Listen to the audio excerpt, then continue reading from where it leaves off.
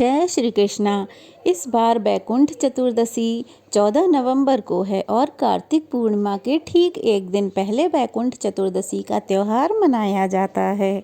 पूरे साल भर में इसी एक दिन हरिहर यानी कि भगवान विष्णु और भोलेनाथ की पूजा एक साथ में की जाती है और ऐसा बहुत ही कम होता है कि भगवान विष्णु और भोलेनाथ का संयुक्त रूप से पूजन एक साथ किया जाए। पुराणों के अनुसार इस दिन किए गए तप दान का 10,000 यज्ञों के बराबर फल मिलता है। जीवन के अंत समय में ऐसे व्यक्ति को भगवान विष्णु के धाम बैकुंठ धाम में स्थान मिलता है।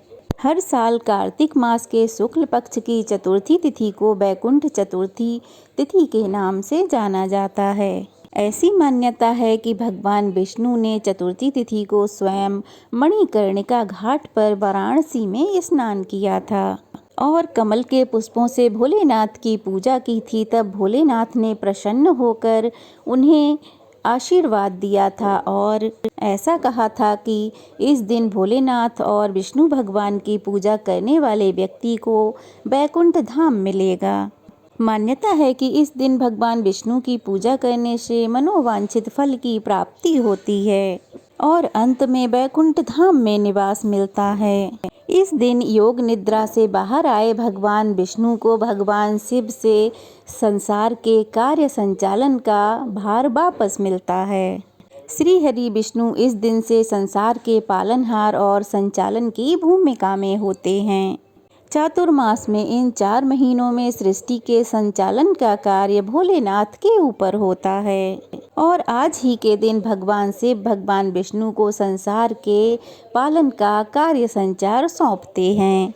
बैकुंठ चतुर्दशी की पौराणिक कथा के अनुसार एक बार देव ऋषि नारद पृथ्वी से घूमकर बैकुंठ धाम में भगवान श्री हरि के पास जा पहुँचे। भगवान विष्णु देव ऋषि नारद को देखकर बहुत प्रसन्न हुए और उन्हें आदर से अपने पास बिठाया और उनसे आने का कारण पूछा तो देव ऋषि ने कहा, हे प्रभु, आपका नाम जपकर आपके प्रिय भक्त तर जाते हैं, लेकिन जो आपकी भक्ति से वंचित रह जाते हैं वो दुखी होते हैं। इसलिए आप अपनी भक्ति का कोई ऐसा एकमात्र सरल उपाय बताएं जिससे कि आपके सामान्य भक्त भी आपकी भक्ति करके मुक्ति प्राप्त कर सकें। संसार के उद्धार के लिए हे प्रभु, आप कृपा करके यह मार्ग अवश्य बतलाइए ताकि कलयुगी जीव भी मोक्ष को प्राप्त कर सकें। देव ऋषि के मुख से ऐसे वचन सुनकर भगवान विष्णु बोले, हे नारद, कार्तिक मास की चतुर्दशी तिथि को जो नर नारी बैकुंठ चतुर्दशी व्रत का पालन करेंगे और श्रद्धा भक्ति से मेरी पूजा अर्चना करेंगे, मेरे साथ ही भोलेनाथ की पूजा अर्चना करेंगे, ऐसे व्यक्तियों के लिए स्वर्ग के द्वार हमेशा खुले रहेंगे। इसके बाद भगवान विष्णु ने जय और विजय को बुलाकर कहा कि कार्तिक मास के शुक्ल पक्ष की चतुर्दशी तिथि को स्वर्ग के द्वार बंद ना रखें, खुले ही रखें। भगवान विष्णु ने कहा, इस दिन जो भी भक्त मेरा नाम लेकर थोड़ा सा भी पूजन करेगा उसे बैकुंठ धाम की प्राप्ति अवश्य ही होगी। इसलिए आज के दिन भगवान विष्णु के साथ भगवान शिव का पूजन भी बहुत ही आवश्यक है, नहीं तो भगवान विष्णु इस पूजा को स्वीकार नहीं करते हैं।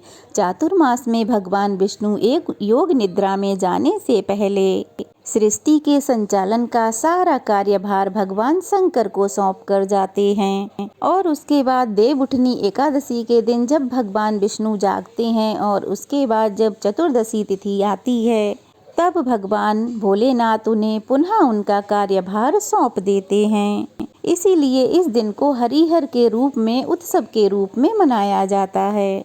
इस दिन दीप जलाकर उत्सव मनाया जाता है क्योंकि यह दिन भगवान भोलेनाथ और विष्णु भगवान के मिलन का दिन होता है और यह दिन व्रत उपवास पूजा पाठ के लिए बहुत ही शुभ फलदायी होता है। इस दिन पूजा करने के दौरान व्रत की कथा पढ़ने अथवा सुनने से व्यक्ति के समस्त पाप छूट जाते हैं और उसको मुक्ति मिल जाती है।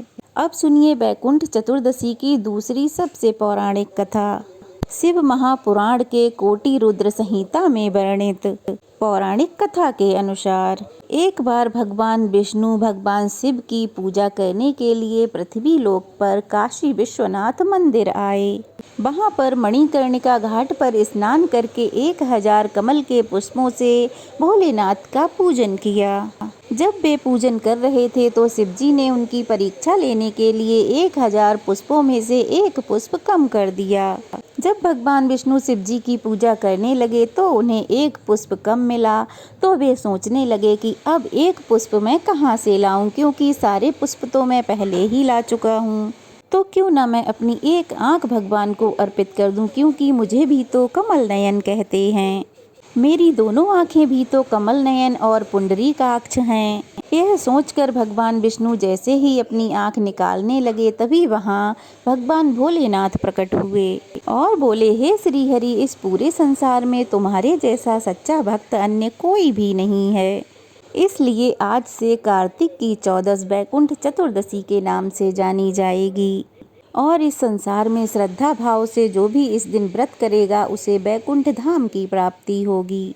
ऐसा कहकर भगवान शिव ने भगवान विष्णु को सुदर्शन चक्र उपहार स्वरूप दिया और कहा, इस सुदर्शन चक्र में करोड़ों अरबों सूर्य की कांति के समान कांति है, जिससे आप सदा अपने भक्तों की रक्षा कर सको। इसीलिए भगवान श्री हरि सदा अपने हाथ में सुदर्शन चक्र धारण करते हैं।